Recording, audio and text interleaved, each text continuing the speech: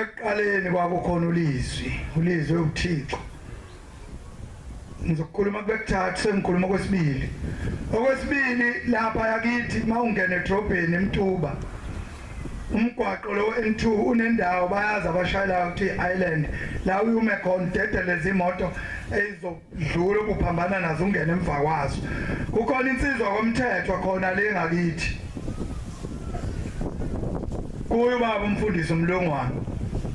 Ekuthiwa uMabhoyi igama lakhe. Abanye bakhona mhlambe labangakubo bayayazi lento. Bayamazi bohamba bombuzo.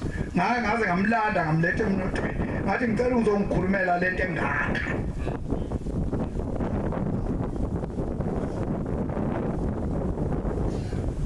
Kubuhlungu ngoba kwafika nenuna enye ezweni yabizwa ngohulumeni. Abantu baduka bebukwa kanti umuntu wayelandwa nangenduku. Imizi yafa ayikho into esizoyenza abantu bavikelekile ukuthi abafe. Uma umthetho ufika lapha eqhamngapha kompangeni ebhekele nakophongolo nanka amaloli ayazalandelana ameke lapha umthetho ekuqaleni kwakukhona ulizwe. Lapha enye eBhayibhelini kuthiwa ngibingeleleka ngenkonzweni uJohn 14 verse 12 futhi ngiqinisile ngithi yini akholwayo yini imisebenzi engiyenzayo mina Jesu yoyenza ngisho emkhulu kunayo ngisho emkhulu ubani osakwenza imisebenzi emkhulu nayo Jesu ngaphandle kaShembe. Mayimile lapho umthetho elindele amaloli ukuthi azodlula phela ziyadlula lezi ebhekele ziyeza neseziye south elinde ukuthi adlule amaloli mayiqamamana vele i-overtake le ngemuva. Ngesikhathi i-overtake iqonda kuye ngqo umthetho.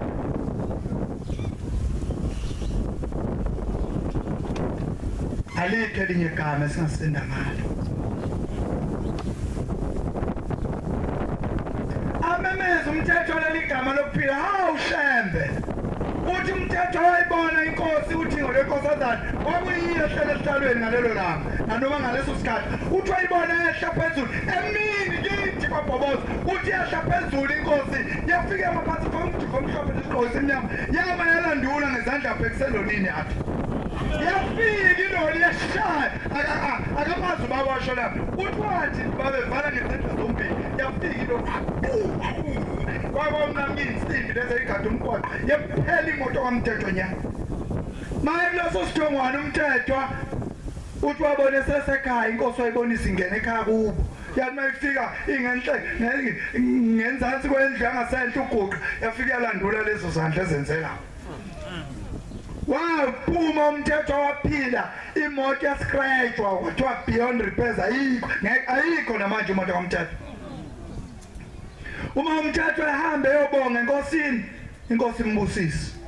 Uthi umthetho amayesebuthene amaNazaretha ebuthene ngempela athi umthetho hawo uNkulunkulu wami uye ngempela lona engambona esigodini sethu uzokufa sengifile aphinda athi angizwanga kahle akhipha omunye umnikela wobo athi ubaba inkosi ayobonga ngomunye umhlangano uthi wathi kuseJudiya waphinde kwafuka leso sibibithwane wahamba wathi uyabonga wathi ubaba cela ufike lapha kimi emva komthandazo kulala. Manje hawu kodwa ngizofika kanjani baba utholakala kanjani baba la ngaleso sikhathi uthi bese kuqhamuka besipho bese impintsha kulaba besipho abusise labesipho ambisi thingo lenkosazana. Amen. Mayimbiza baba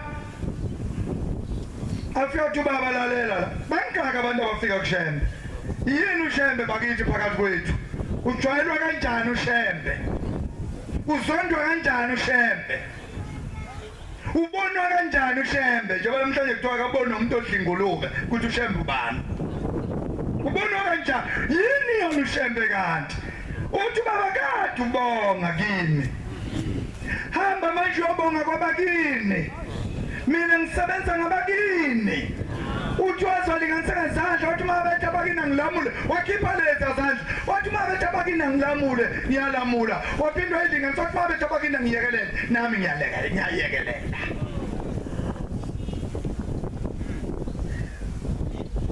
Ekuqaleni kwakukhona ulizwe manje ubani lo muntu osafaka ingubo nesiphambano ubone uzwe ufunda amaphepha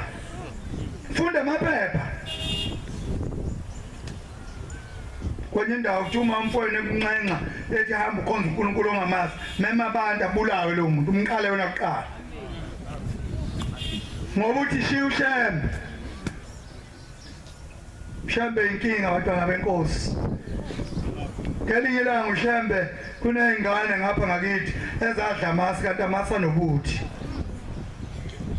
ingane ngizolonake lenkulumo ngoba akuyona yami zawadla lezi ngane amasi anobuthi zafa zalala ingane ifile kwavuka wathathwa amaphiki ukuthi ziyombela wavuka umuntu umumbe washova ibhayisikili waphikelela emkayideni kunobabila ngakhona mayifika uShembe uShembe kuthiwa katshaka kushiya ijaji khona leyothi wayenzani mayifika uShembe wathi akulandwe uselo igula kodwa lingaze lingena masusela wathi lo muntu akalibambe nesivalo sakhona alibhekise ngasemoyeni umoya wangena la wathi vale wasenika lo muntu wathi thatha le nto hambe nayo kulowo muzi ufike laphana enganeni ekuthiwa usibanibani ufike uvule lesi sivimbo uvulele emakhaleni ayo emkayideni la ngaseRichards Bay emntuba kude kabi amakhilomitha mhlawumbe acela 50 futhi la yakhona ngaphezulu ka50 amakhilomitha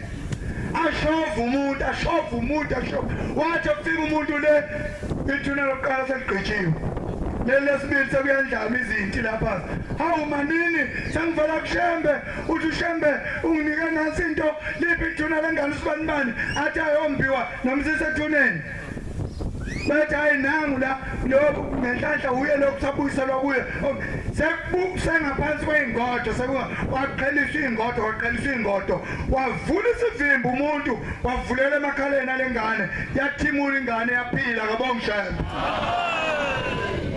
iyo lengane hleli phambi kwami ethi yiwele lapho namhlanje ngiyiwele lengqwele namhlanje inkosi ibusise nekuzelela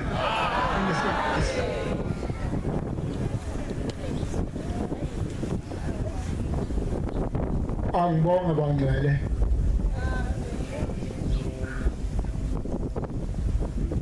nami ngihamba ngifika lapha nje ngiyafuna khona insizwa yeza ngapha isa nento yami yayithatha nje yahamba nayo yathi isa ngapha sengibethe hamba phela nginika into yami uthi hayi sayibuka nami manje angazi